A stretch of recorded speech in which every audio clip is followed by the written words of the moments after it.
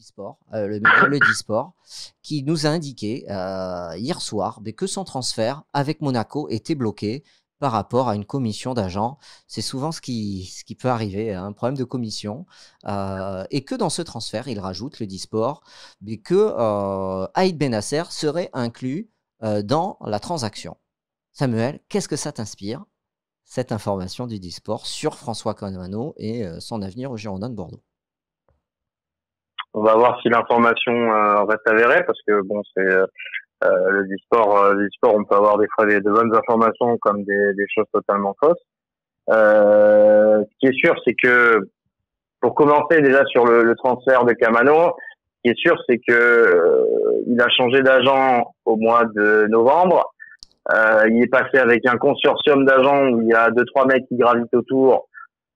Pour avoir 2-3 noms en tête, je suis pas rassuré depuis 6 mois, et que aujourd'hui ce soit possiblement eux qui bloquent le transfert parce qu'ils n'ont pas touché leur rétrocommission, vu que de toute façon ils ont dit à Camano de se barrer depuis 6 mois en disant que fallait qu'il aille se faire de l'argent ailleurs. Donc si là encore une fois il y a une histoire d'argent, c'est triste. Moi en fait c'est surtout triste pour le joueur, quoi. C'est sûr que quand on est observateur, supporter de Bordeaux, on a envie que le transfert se décante vite. Mais le joueur, là, il est en train de prendre une direction dans sa carrière entre son comportement sur et en dehors du terrain. Enfin bref, heureusement qu'on s'en sépare vite, parce que ça a l'air vraiment d'être un vrai problème sur pattes, notre ami François Camano et tout ce qui l'entoure. Donc voilà, donc les agents ont envie de jouer au con. Bon, de toute façon, ils sont très forts dans le domaine, hein. Mais voilà, donc on va attendre, on va voir. J'espère qu'ils bloqueront pas le transfert, parce que je trouve que c'est une très très belle affaire pour tout le monde. Camano va dans le club où il veut aller, qui visiblement n'a pas dû voir ces 6 derniers mois pour toujours vouloir le prendre dans leur effectif, en faire un titulaire indiscutable, parce que c'est une des ambitions de Jardim, hein, c'est de foncer sur Camano.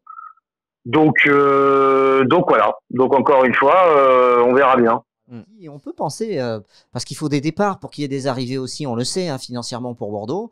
Est-ce que le départ de Camano au Mercato, est-ce que ça freine pas un peu la suite du Mercato des Girondins? Voilà. Mais totalement, Nico. Ouais. Il y a 15 millions d'euros en jeu. C'est-à-dire qu'aujourd'hui, avec 15 déjà, ça freine le Mercato. Pourquoi? Parce que, encore une fois, donc je le disais, je pense que Camano, ce serait une super vente devant la Monaco, parce que tout le monde s'y retrouve. Tout le monde s'y retrouve, d'autant que Bordeaux, s'ils vendent Camano, qui récupère donc entre 10 et 15 millions d'euros, et en plus de ça, ils récupèrent Aïd Benasser, ils ont réglé leurs soucis du milieu de terrain, où il faut trouver un milieu. Alors, il y en a qui aimeraient avoir un milieu un peu plus expérimenté, il y en a qui sont énervés par le recrutement possible de Benasser, parce qu'il vient d'avoir encore une fois une affaire assez compliquée, comment dire, avec la sélection, puisque il a été pris en train d'insulter tous les supporters sur Instagram. C'était ça la fameuse vidéo de Benasser.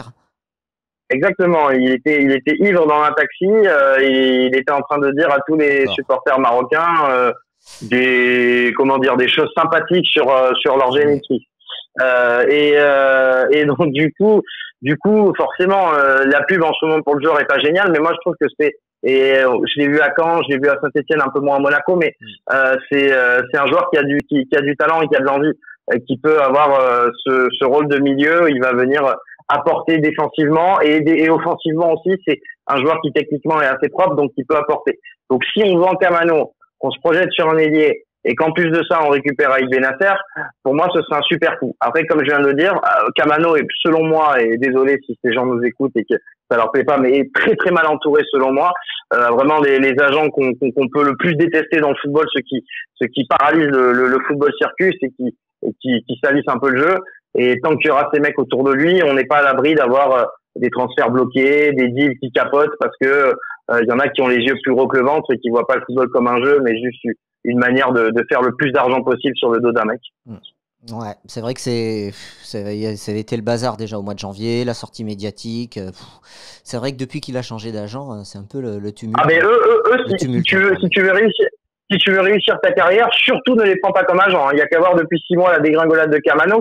On est sur si on devait faire un guide, le guide pour les nuls, comment rater sa carrière, comment comment casser une dynamique qui était très bonne. Faites-vous les 6 derniers mois de Camano, que ce soit sur et en dehors du terrain, et vous avez une masterclass. Ils ont d'autres joueurs, hein, ce consortium. Bon, faudra regarder. On en Ouais, parlera. ils ont pas mal de joueurs. Ils ont pas mal de joueurs. Pas Voilà. mal de joueurs en Ligue 1. Voilà. On en parlera peut-être dans une autre émission.